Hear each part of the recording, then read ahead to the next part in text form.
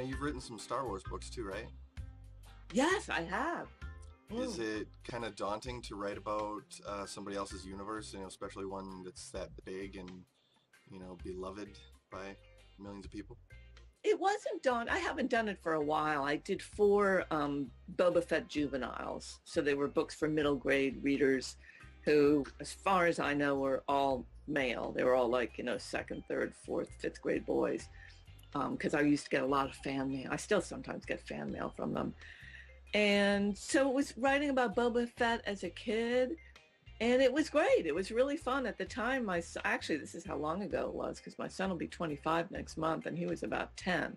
So it was 15 years ago. He was a huge Boba Fett fan, and my stepson was a big Boba Fett fan. I loved all the Star Wars movies, but I have to say Boba Fett was not on my radar until, my stepson just said, oh yeah, Boba Fett, he's the guy. So when the chance came to work on those books, I jumped on it because I thought I will finally be like a cool mom and a cool stepmom. Plus, we had a Boba Fett helmet. We have one still in the attic. If I thought about it, I could have brought it down. I could have worn it for the interview. So, so they were a lot of fun. And I have to say the Lucas licensing people, they were great to work with. They were just really nice, almost totally hands-off, smart and funny. David Levithan, who was my editor there at Scholastic, he's a very fine writer in his own right now. He's published a number of books and is very popular best-selling writer of YA novels. And he was great. He was a dream to work with. He also had great taste in music. So it was a really fun, that kind of stuff is hack work, but it was like really fun hack work. It was very... I really liked doing it, and I loved like hearing from all these little boys who had, like, many of them never read another book in their, that was like the only book they had ever read was one of my Boba Fett books. So it was good. It was nice. I would always write them back and encourage them to read other things too. And if nothing else, maybe they're all out there now reading grown-up Star Wars books. Do you have any desire to get back to writing for younger readers like that? Well, I don't know. I would prefer not to do any more tie-in work, but having said that, I hardly ever say no to anything, so I could do it again if the opportunity came, if somebody made the right offer. Writing for kids is really hard.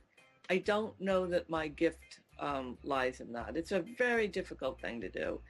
And the Boba Fett books were good because they sort of came, there was this ready-made universe. There was Jabba the Hutt. I got to write about Jabba the Hutt. It was great.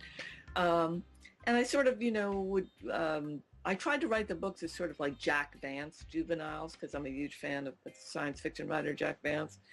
So I got away with a lot of stuff with those books, despite the fact that they had to adhere very much to the Star Wars ethos.